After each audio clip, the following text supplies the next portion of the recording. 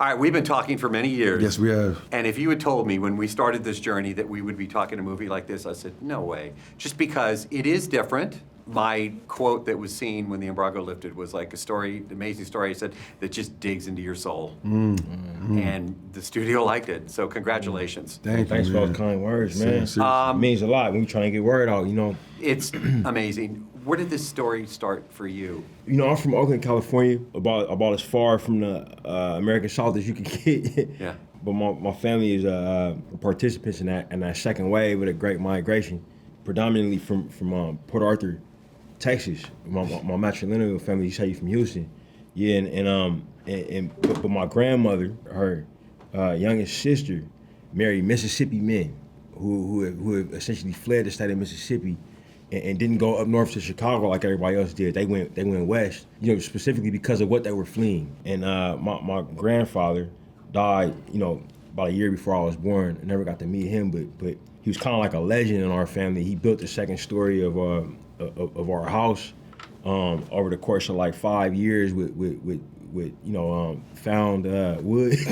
No, you know, and was a longshoreman and our family still that house he built is still like kind of the base for my family in North Oakland. And my Uncle James, who was a part of my life all the way up until 2015 when we were making Creed, you know, he was the eldest male member of my family for a long time, and I would spend time, you know, just sitting with him, and all he wanted to do was listen to Delta blues music on vinyl, and I associated that music with him. When he passed away, the music took on a new life for me. I would listen to it and when I wanted to think of him, and if I closed my eyes, you know what I mean, and listen loud enough, it was like he was right there with me. So the movie was kind of made with that concept, if that makes sense. I'm a music guy as well. I actually run iHeart as well, and so I come from radio and still do it with TV. But the music just touched me so much. We're going to talk about that in a second because one guy in particular, and you know what I. Oh yeah. It's guy's in his name. All right, multiple characters. Yeah. There is a filming process that you use that I read called the Halo. Yeah. Tell me about that. It's basically a harness that you put on that has like multiple cameras, you know, that are getting every you know, facial feature, every detail of my face while I'm giving performances that will help the process along when we need to kind of blend performances together, the twins in particular. So that was one phase of the work that we had to do to kind of create Smoke and Stack being in the same shot.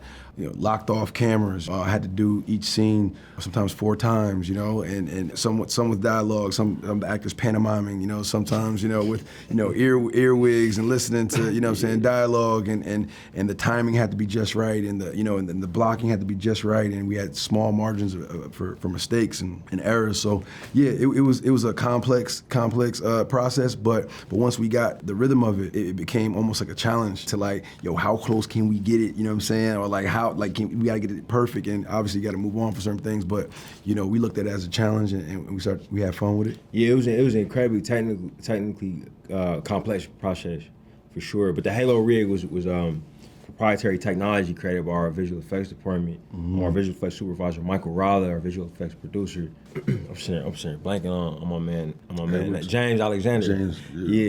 James Alexander. You know, so what it basically is to make sure that it's always Mike's performance. Like when you're looking at the movie, so that's never you know, anything else. We hired another actor who was a twin double, you know, who could do scenes with Mike, and we use a piece of equipment called a techno dolly for about 90% of the twin shots that you see. So it's actually Mike interacting with Mike. We'll have a locked off camera that can do programmable moves. And then we would record it with audio and timing, and then Mike and Percy would then go change clothes, and Mike would go do the other twin side. We would record that, you know, and then be able to stitch those together. It's a unique movie in so many different ways, but what we wanted to do was really and truly treat these guys like 2 different people. I would think about it like, how would I film this if it was just 2 different people? If it wasn't some type of gimmick I was trying to show off. So a lot of times we would stage them. You'll have twins with a bunch of other characters in it, you know, and the shot, it was incredibly time consuming to get those done. But I mean, some of the shots I'm most proud of in my career. You know what I mean? Like, and it's very benign. If it wasn't 2 actors, you wouldn't even think about it. You know, and But I think the cumulative effect, like of watching it, is like you think of these guys as two completely different people, you know. And a lot of that is the majority of that, you know, resting on his shoulders, man. And as kind and as generous and as experienced Mike is, you know, he's twice as ambitious. You know what I'm saying? So when you call him up and say, "Hey man, you gonna play 2 roles," I know that he's thinking about a lot of stuff, but the ambitious side of him has already said yes, let's go. You know what I mean? Like, you know, that's kind of how it is. We would joke on set, you know, and they'll say, "Mike, so what you think, triplets next?" You know, and he'll always kind of look like, "Yeah, maybe." You know?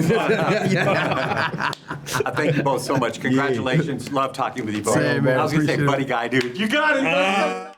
Only on the Backstage Experience.